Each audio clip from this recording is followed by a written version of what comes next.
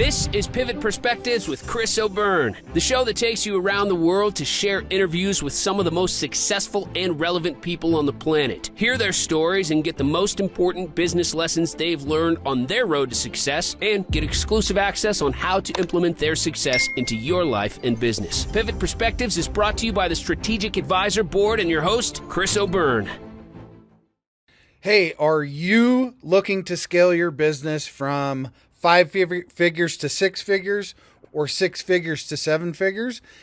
If you are, I have the perfect thing for you.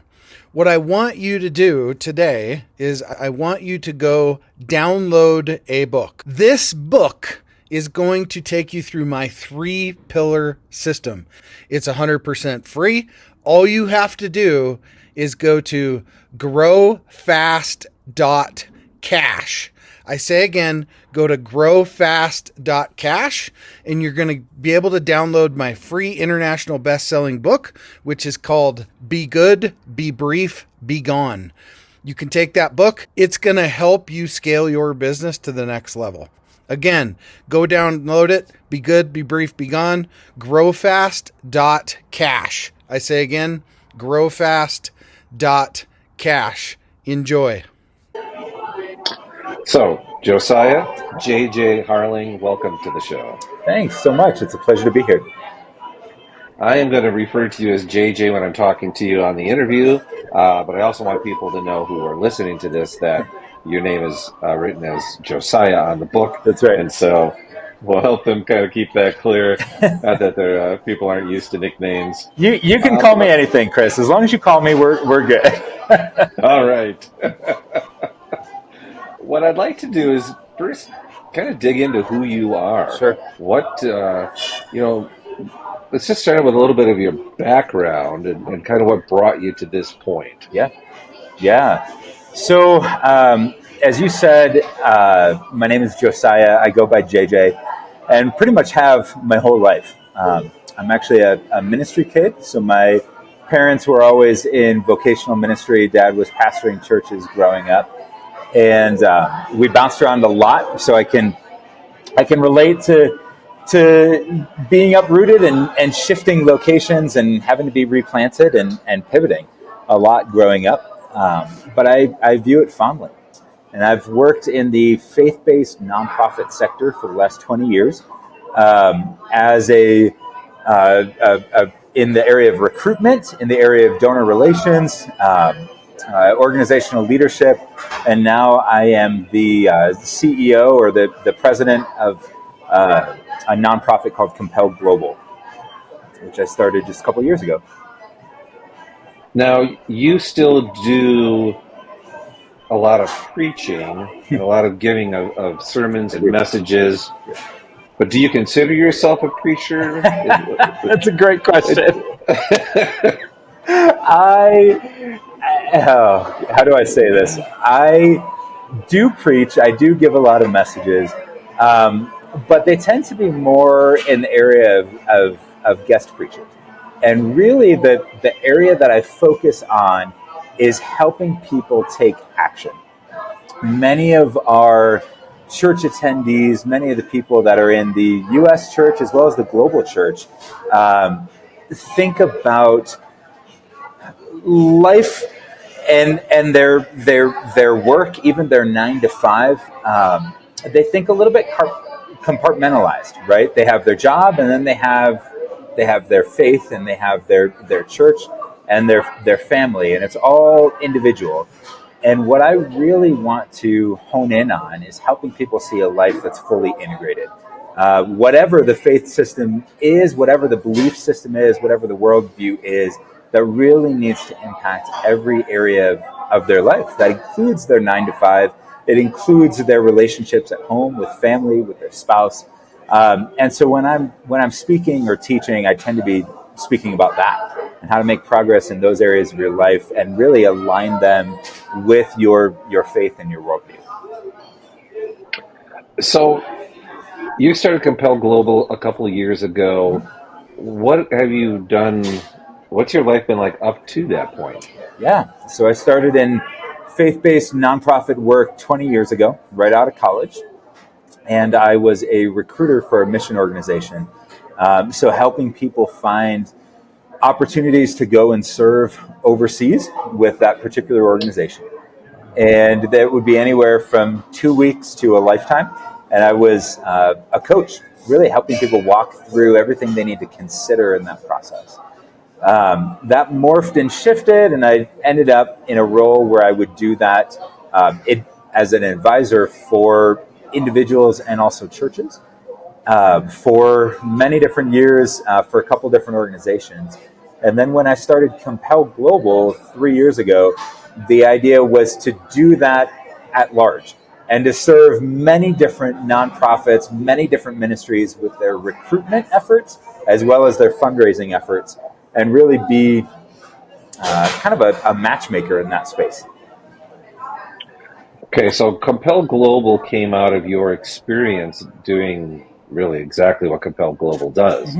But doing it for only one organization at a time. And now I do it for many different nonprofits. Yep. I'm a recruiter at large. Okay, so a lot to unpack in that. But let's look at this. If somebody is interested in serving in the mission field and that's all they know. It's like, I'd like to serve. I'd like to do something more with my life. I think this is what I want to do. How do you help them understand that is or is not a good idea for them? Yeah, there's so much to it. But I take a lot of inspiration. So as a person of faith, I take a lot of inspiration from the Bible and stories that are in the Bible. And there's this story in Exodus chapter 3 and 4 where Moses, you're probably familiar with Moses, where Moses is at the burning bush and he's talking with God, and God is giving him a plan for his life. And Moses spends about a chapter pushing back on God and saying, I'm not the guy for this job. I've done all this stuff that disqualifies me. And then God gives him a question. He says, Moses, what's in your hand? And it's a curious question because he's a shepherd and he's caring for his father-in-law's sheep. Not really an honorable role, but he's got a shepherd's staff in his hand. And God says, throw it down. And the meaning there is, invest it and watch what I do. And so when someone wants to do something overseas, when someone wants to serve the world, we're going to start with that question. What's in your hand? And that means your gifts, your abilities, your talents, your experiences, even your pains, and your resources, financial resources, all of that on the table. What's in your hand? And then we're going to have a stewardship conversation about how do you throw that down and invest it for impact and influence in the world. Who are the kinds of people who normally come to Compel Global looking for a placement? Are they older people? Are they tend to be younger? And what's that demographic? All across the board, from 18 to 80. I have worked with hundreds of people across that whole spectrum in a wide variety of skill sets.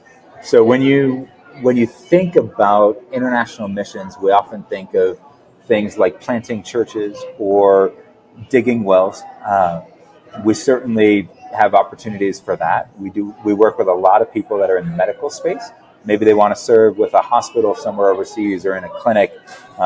Surgeons, doctors, nurses, those that want to start businesses and do entrepreneurial startups and even train people in business internationally. There's loads of opportunities for that skill set. Agriculture, finance. In fact, I worked with someone not too long ago who was a helicopter pilot and wanted to use that skill in international missions. And I'm thrilled to say I found him the right role, the right opportunity to be able to do that. So whatever the skill set is, we can work with people. So let's talk success stories. You just mentioned one briefly. Yeah. Do you have an example of somebody who was, let's just say old, 60 or older?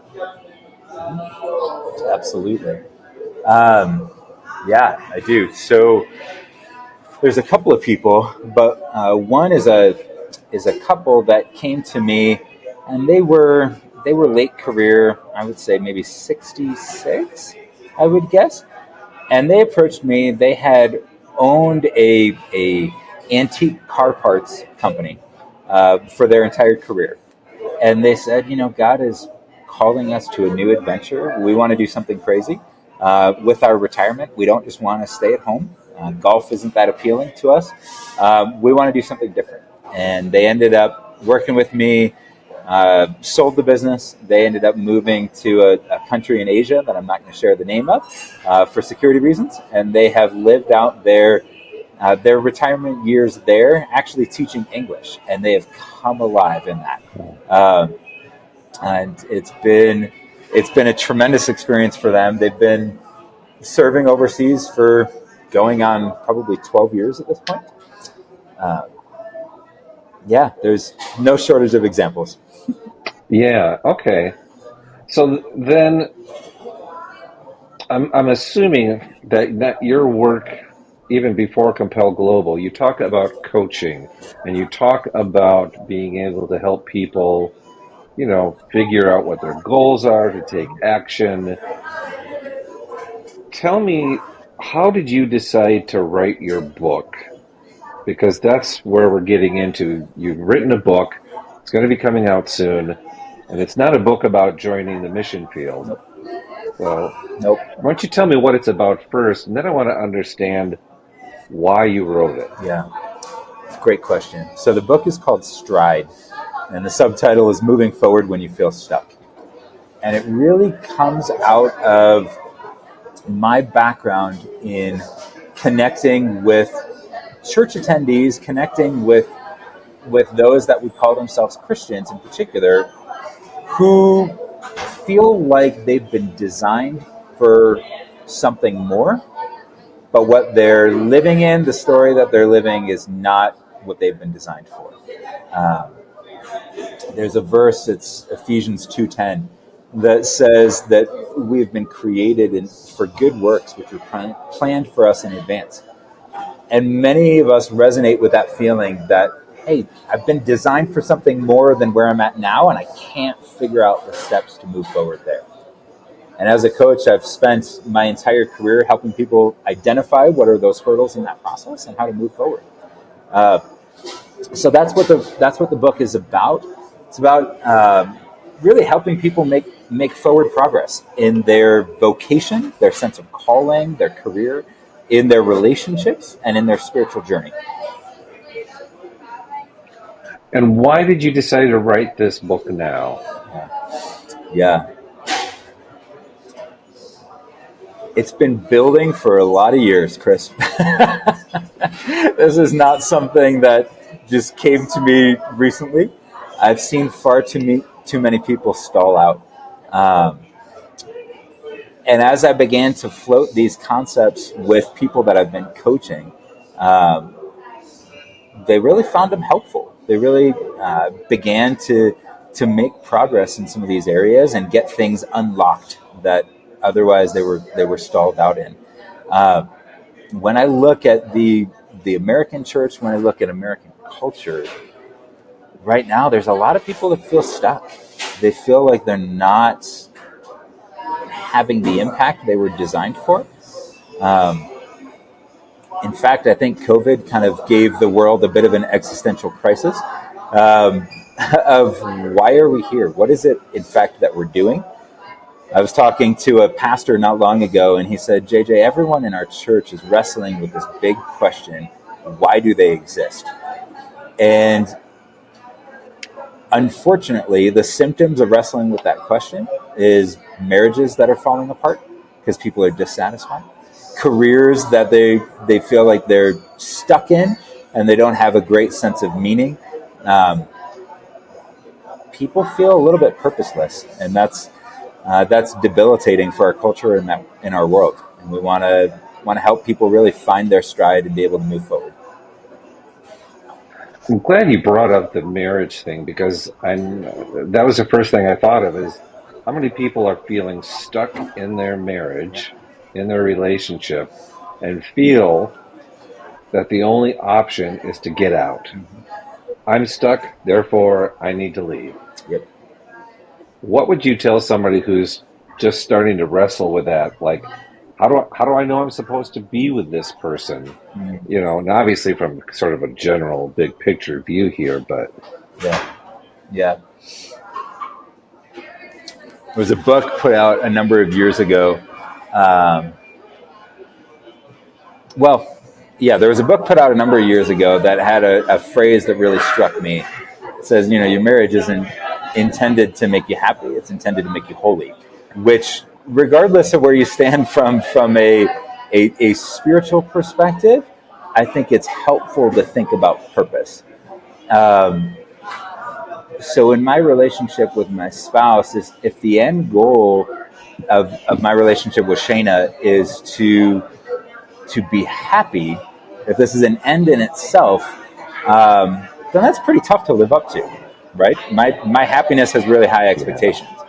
But if the intention with our marriage is to build towards something and bring hope and healing to the world, man, that's a fight worth picking. And that'll keep us kind of focused on a task. And so I think finding and drawing out the purpose in our relationships, the purpose in our vocation, in our careers, right? If the purpose is this limited, I just need to make money, man, that's pretty tough. But if there's a greater sense of purpose behind why I'm in the 9 to 5 that I am, I'm gonna come alive.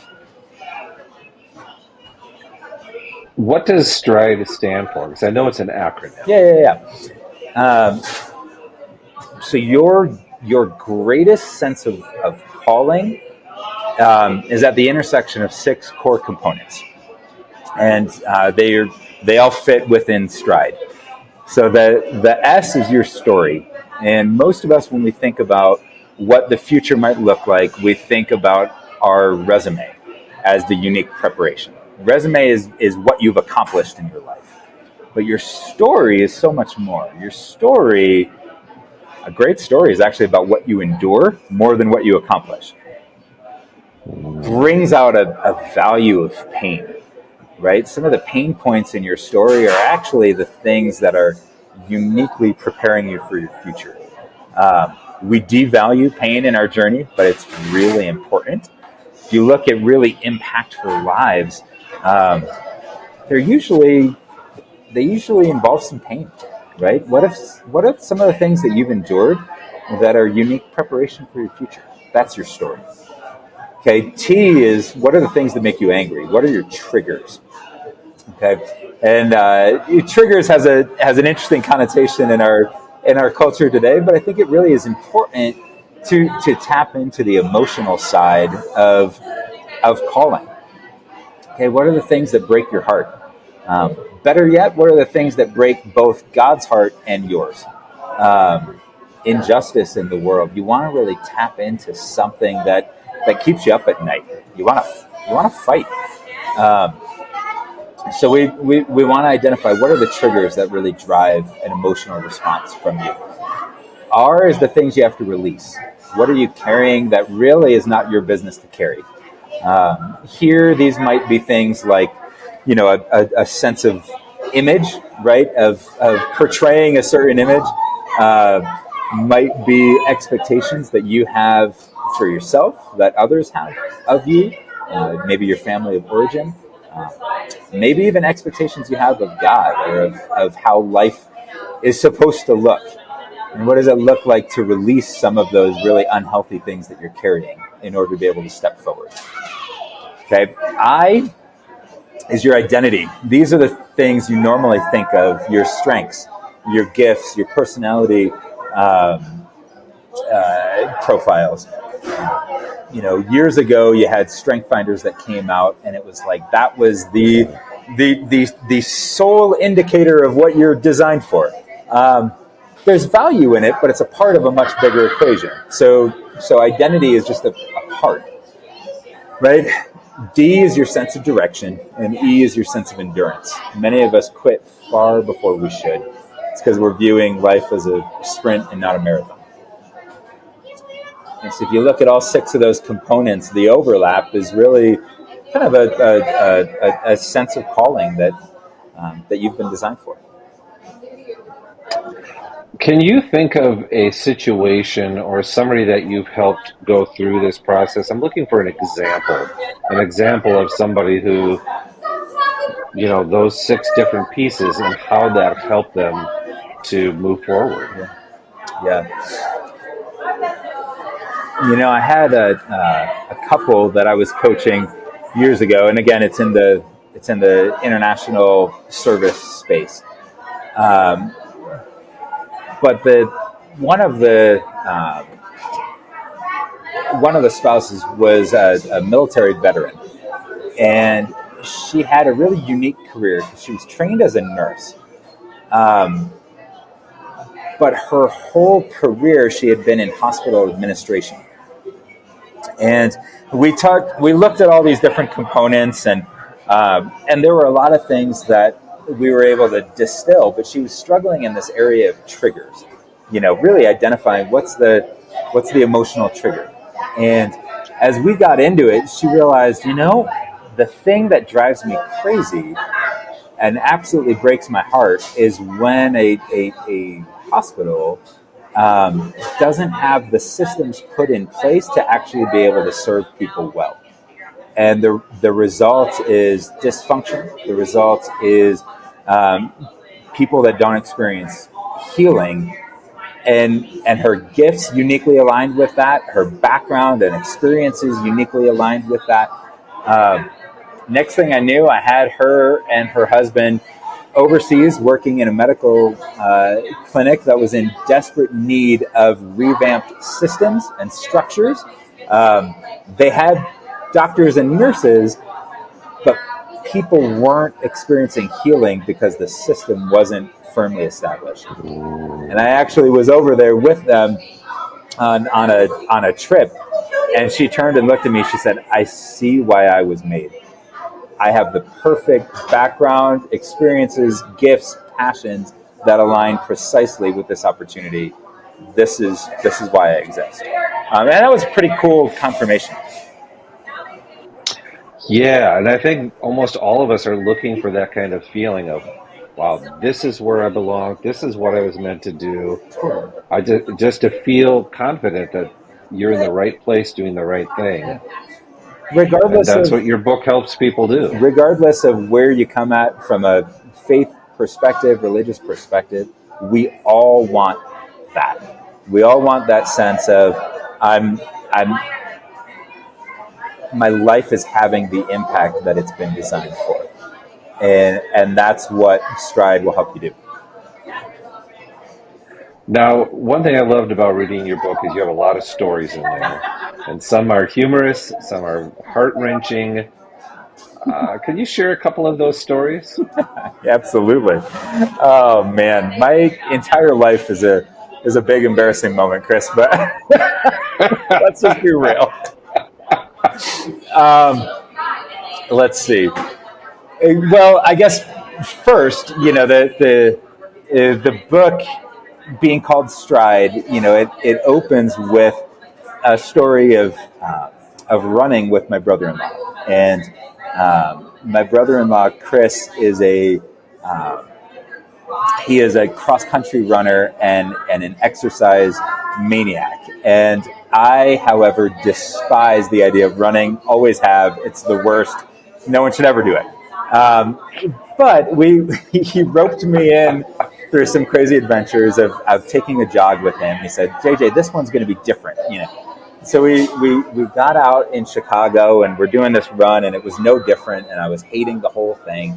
And eventually he said, "We're going to do something called fartleks," which I think is absolutely hilarious, the term. And I said, "What in the world is that?" And he said, "Well, it's this practice where you run at differing speeds, and we're going to, by running really fast and then really, really slow and then really fast, we're going to build your endurance, but the goal is I'm going to run behind you, and I'm going to analyze your stride.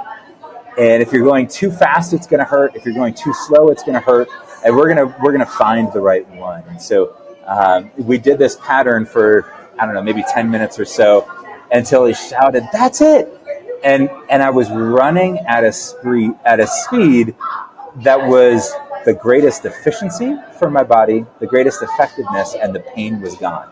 And the idea was that if you settle into your stride with how you're moving in the world, your life is going to have the greatest amount of effectiveness, efficiency, and really the least amount of pain, right? Of inefficiency as possible. And so that's really where the book came from. But you asked about some of the stories. At one point in, I think it's chapter 7 of the book, I'm talking about gifts and how gifts really need to be paired with self-control. When I was 16, I received a gift, and it was my first car. And I got it from my grandfather, and we loved it. And my sister and I, we drove it all over the place, and it became the vehicle where all of our friends would pile into. And we would journey all around. And so one day we were on our way to school. We parked on a parking lot that was on a hill and ran in for some snacks. And we named this car Bernie. And so we came out of the car a minute later with, a Mountain Dew and a bag of, I don't know, Doritos or chips or something. And we looked just in time to hear an old man in the parking lot shout out, "It's headed for the furniture store." And we're like, "Oh no, that's not good." And we looked, and Bernie was no longer in the spot. Bernie had headed down and was going about 40 miles an hour through the parking lot, across a busy 4-lane road, into another parking lot, and was barreling straight towards this big furniture store that was down there. A complete disaster. This was right across the street from my high school, by the way, which I did not include in the book. So there was definitely an audience of all of our peers. It was a total disaster. But the thing is, I learned the importance of the e-brake, right? Your gifts are great, but a gift without self-control is a disaster. And you see this over and over and over again. There are supremely gifted people in our world, whether it's pastors or authors or business leaders, when they're throwing all of their energy, all of their excitement at maximizing their gifts, but they don't have the self-control to rein it in, man, you're heading for a disaster. Amazingly, well, I'll save it. Read the book to figure out what happened with Bernie and the furniture. There you go. Yeah. And then I'm assuming, as a result of finding your stride running with your brother-in-law Chris, that you're now an ultra long-distance runner. That would have been a really cool way to end the book, Chris. But definitely not. I actually flew down to Arizona because my original plan was to end this book by running a marathon myself. I thought that'd be really cool, And so I flew down to Arizona to meet with a friend. He's an ultra marathoner down there. He became one in his 70s. And I was talking with him, and I said, "Hey, so give me a little bit of advice on this idea of running." And he goes, "Well, I figured out that if I could run a couple of miles at an 8-minute pace, then I could just continue doing that, and it would just go on and on and on." And I didn't have the heart to reveal that my mile pace is something like 12 minutes. I was like, this is not for me. But as we got further into it, he revealed that the last ultra marathon he had run was a 1-mile loop in a parking lot. And he ran this 1-mile loop 50 times. And I just sat across the table from him, realizing that he was potentially more machine than he was man. And I quickly just said, "You know what? This is not for me." But the focus and intentionality and endurance, maybe I could apply that to my life in other areas that don't just include distance running. Because he actually, I asked him, I said, "Hey, what do you do to distract yourself when you're doing this 50-mile, 1-mile loop 50 times? What do you distract yourself with?" And he said, "I can't afford that. I need to focus the whole time." It was like, whoa, wait a minute. Really? You don't listen to podcasts or music? No, I need pure focus. that was the moment that I realized I would not be ending this book by running a marathon, but I could end this book by being a lot more focused in my life and in my journey and in the activities that I do want to throw my hands to. I love it.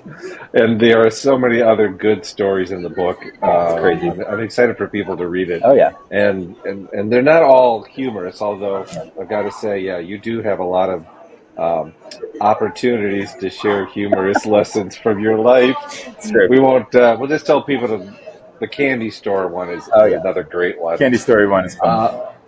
It's a good one. So let's get a little meta here. Yeah. What advice do you have for people who want to write a book Yeah. and going through that whole process? I sat down with somebody who's become a bit of a mentor or a coach for me in writing not too long ago. And he's written a couple of, actually 4 New York Times bestsellers. And so he's a good one to take advice from. And I had the privilege of sitting down with him over breakfast. And he said, JJ, writing a book's not that hard. And I thought, that's because you're a New York Times bestseller. Yes, it is. For normal people, it's super hard. And he said, no, I want you to just get in the habit of writing every day. And I want you just to start writing stories. Don't figure out the whole meta-narrative of the book. I want you just to start writing down your stories. And if you do this in a habit every day, just writing down story after story after story on your phone, eventually you're going to have a huge document. And then you're going to look at all those stories and you're going to run a line of thread through them and figure out which ones are aligned to make a book. But that's how you're going to do it. So instead of starting with a big picture and working down to smaller, I started this book with the smaller stories, brought them all together and said, wait a minute, this actually builds a book. That is significant because I can't fathom personally starting out that way and going backward. But it seems so backwards to me, but it was so good. Backwards. Yeah. And it reminds me of camping. And I learned what's called, now I don't remember the name, but it's the reverse campfire model. So instead of, you're starting the fire down at the bottom and you're building on, these sticks bigger and bigger until it gets bigger, you go the other way and you lay down a bunch of heavier sticks at the bottom, making them smaller as you get up to the top, and then you start the fire at the top with your kindling. And first time I tried it, I could not believe how well that worked. My brain I had trouble understanding that it could go the opposite way, but it worked miraculously.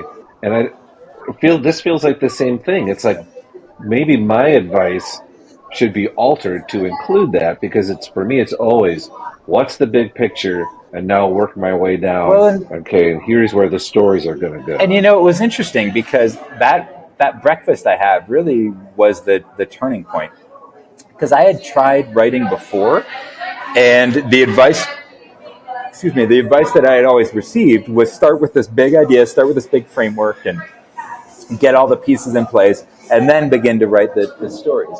And I never felt like that was for me. And here's why. It's because I grew up as an artist. I was an art major in college for a little while. And I would draw and paint and do all of that. And what I always used to start, these big drawings, I always used to start with the details. And my art teachers were like, this is ridiculous and crazy. Why don't you start with, framing it all, the big picture? And it was like, what? My mind doesn't work like that. My mind works in starting with the smaller detail and then going outward from there. And when Bob mentioned writing this way over breakfast, it gave me the freedom to be able to do that. And I really had to trust that there was, in fact, a bigger destination that would reveal itself as I got going. And so it was cool to see the book come together that way. Is there can that be used as a metaphor for life? Absolutely. I'm trying to picture how that would work. again, my brain doesn't work that way. Right. So Right. how can somebody apply that to how they live their life? Yeah. So there's a Christian song um, there's a verse actually that says that God's word, right, the Bible, is a light unto our path and a lamp unto our feet. And most of us, when we think about, our path, we think about our journey, we always want clarity, right? I want to know what the path looks like before I embark, right? I want to know what all my steps are going to be. And we've kind of allowed this weird this weird distortion of that idea, and we've kind of envisioned it like a floodlight, right? So that the whole path is going to be illuminated. We're going to know exactly what all the steps look like, and everybody wants clarity in their business and in their journey, right? We want a floodlight. But I don't think that's normally what happens. I think the lamp we get is much more like a lantern, which requires your trust and your courage, which God is far more honored with in the first place. I think it's better, right? So even in your leadership, let's say you're not a person of faith, you're leading a company. There's always a tension where you want to be able to give, the floodlight to everybody and show the big picture and show all the steps because your people are desperate for clarity. But let's just be real. No one really has long-term clarity. What does it look like for you to lead with a lantern instead? And say, guys, we're going to make the best next step that we can with what we know today. I think that might be a better way to lead. Your people are going to feel the freedom to experiment a little bit. It's a really healthy way to move forward in life, is to remember you got a lantern, and that the calling is trust and courage in the face of the unknown. That's what we're after. Yeah, that brings to mind several different quotes, even that are all related to this idea of we can't see that far ahead. We have to step in faith, and whether you're spiritual or not, you're stepping in faith that the next day is going to be better than this day. But the idea. Let's see. Einstein said that people plan and God laughs, and Mike Tyson, everybody has a plan until you get punched in the mouth. Yep, that's right. Exactly.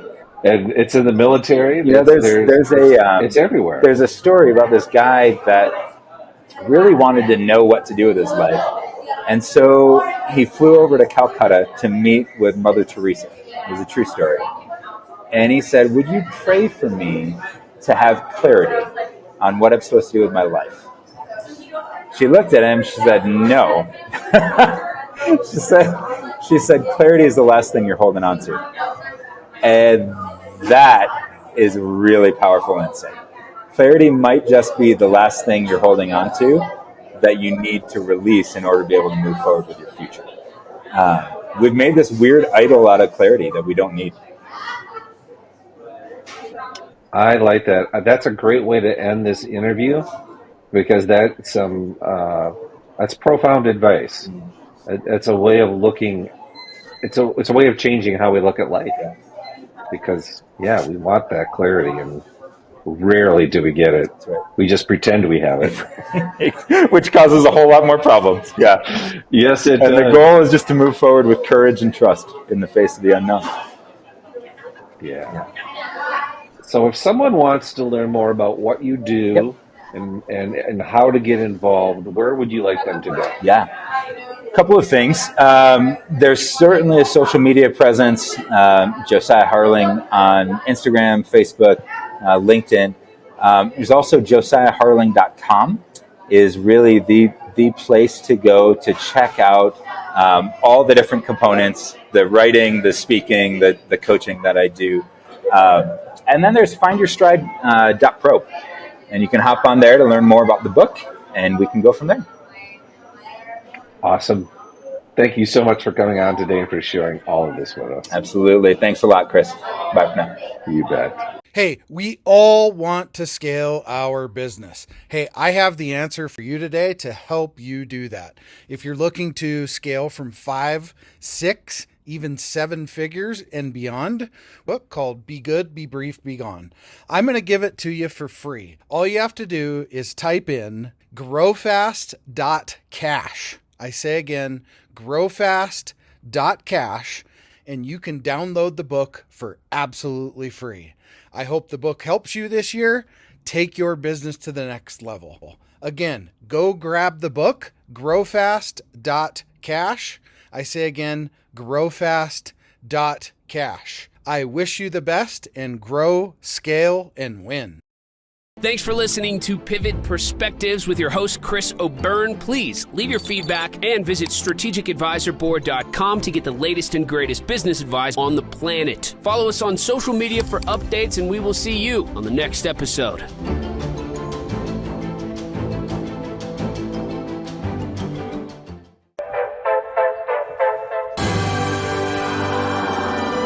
There it is. Magnum. Holy moly. Yeah, baby! That's what I've been waiting for! Dear God.